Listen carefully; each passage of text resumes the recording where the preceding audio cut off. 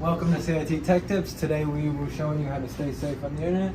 Thank you for clicking on our video, and if you enjoy it, please like and subscribe. So, to stay safe on the internet, you're gonna have to know about the dangers on the internet. One of the most common things, phishing. And we're not talking about catching some fish. Anyways, phishing. It pretends to be a trusted source to get your personal information. Something like emails, fake information. They want to get your Microsoft information. Microsoft is not calling you this.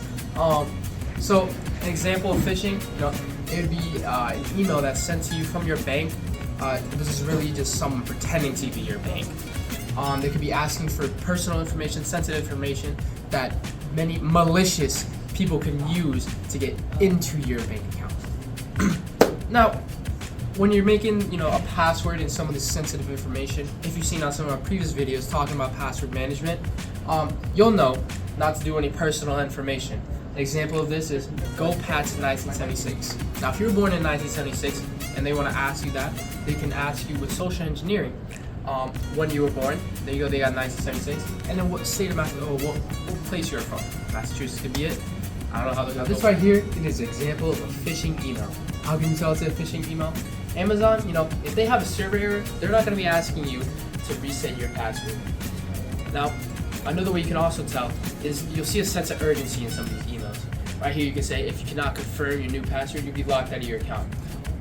Half the time that's not happening. They're not going to lock you out with all your personal information, not going to do that to you. Another way to stay safe on the internet is to make sure that the websites you're visiting are real, especially when putting your information into it, like a credit card or your email or anything that's personally linked to you. A way to tell if it's not a legit website is if it has HTTP instead of HTTPS in the URL. That means that it's not a secure website and it's probably not to be trusted. Other red flags of it being a fake website is if it has poor spelling and poor design, if there's no padlock in the top left next to the URL, and it requires sensitive information to access more of the website. Messy URLs and deals that are too good to be true are also signs of it being a fake website and them trying to trap you. And using unusual payment methods like Bitcoin or PayPal or Venmo are also ways that they try to trick you. Here, that's a deal that's too good to be true.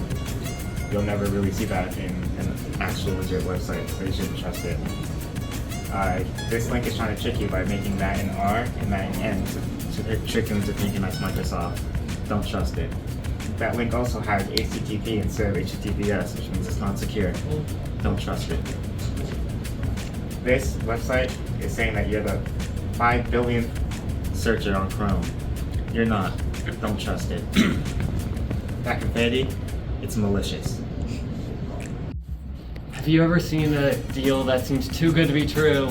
It is. But let's get into some tips to detect that. So, rather than clicking on an ad to use the deal, search for the deal on the legitimate brand's website. And if you can't find it, then the ad was probably a fake.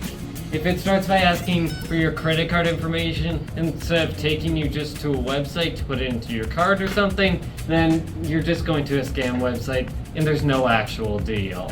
Finally, when you do purchase stuff, I do recommend using a credit card instead of a debit card because they have far more securities built into them and you are way more likely to get your money back if you do get scammed.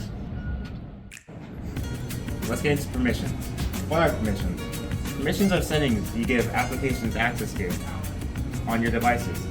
The main examples include granting applications access to your location, contacts, camera/photos, and notifications. Companies can use this information gathered with these permissions to send you targeted ads and marketing to try to get you to buy their products.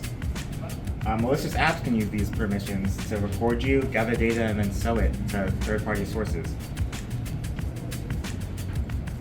If you see a permission like this, think about what the app needs the permission for. For example, if camera wants to access your microphone, it needs the microphone to record audio for your videos, so you should allow access.